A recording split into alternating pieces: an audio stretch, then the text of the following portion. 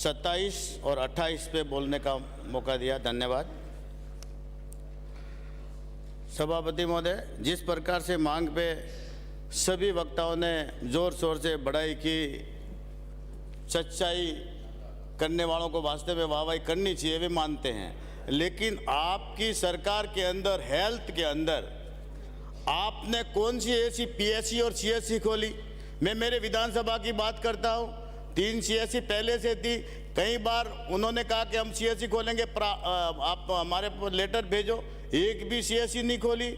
हमारे पूर्व सरकार को तो मैं धन्यवाद देता हूं कि 3 पीएससी और उप स्वास्थ्य केंद्र तो खोले थे, लेकिन आपने एक भी उप स्वास्थ्य केंद्र नहीं खोला।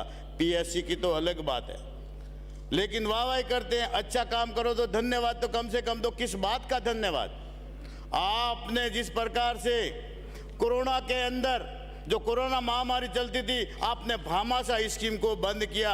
क्या आपको किसी ने मना कर रखा था कि 2 साल को मतलब ये भामाशाह योजना बंद करें? अगर लागू करते तो उसी समय कर देते।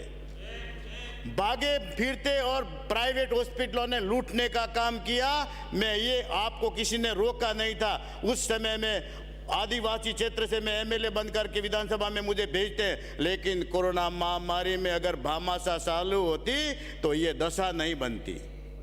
आपको चुनाव को देखते हुए सिरिंजीवी से क्या मतलब है? क्या आपने सिरिंजीवी लागू धरातल पे है क्या? आपके माननीय सदस्य कई हॉस्पिटलों में धरना देते हैं कि सिरिंजीवी सही ढंग से चालू नहीं थी।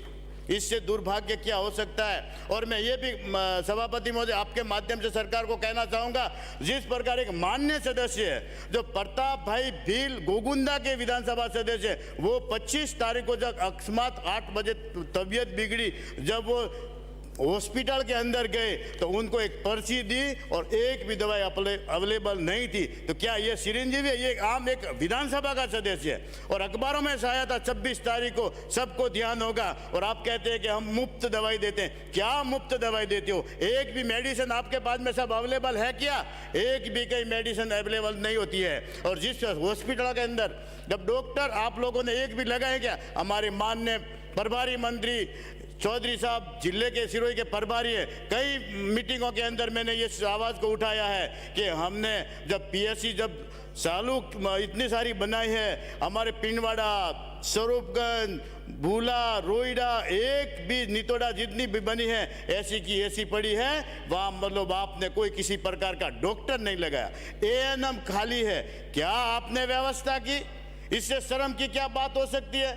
जैसे हमने एमएलए फंड से सोनोग्राफी, जनरेटर सारे एमएलए फंड से लगाते हैं। जैसे सिरोही जिला मुख्यालय पर देख लो, मुख्यालय पे होकर के एक भी कहीं मतलब किसी ने बड़ा काम किया? सिर्फ और सिर्फ राजस्थान प्रदेश की इज्जत को ऐसे मिट्टी में मिला दिया, सारे के सारे गुजरात में जाते हैं जो लोग वहाँ इलाज करते हैं। क्या राजस्थान प्रदेश में ऐसा कहीं अस्पताल की व्यवस्था नहीं कर पाए?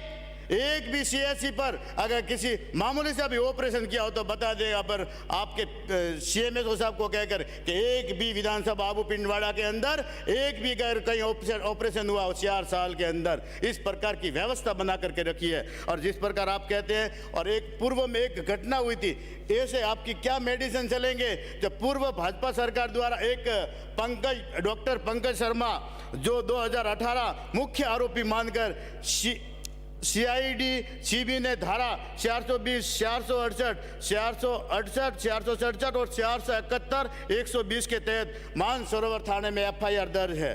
और उसको सरकार बदलते ही उसकी जमानत हुई और मुख्य उसको क्या दिया? मुख्य डीन के पद पर आप द्वारा नियुक्त किया गया और वर्तमान में वो विश्व विद्यालय को संचालित कर रहा है, जबकि उसका लाइसेंस भी निरस्त है। क्या आप व्यवस्था कर पाओगे?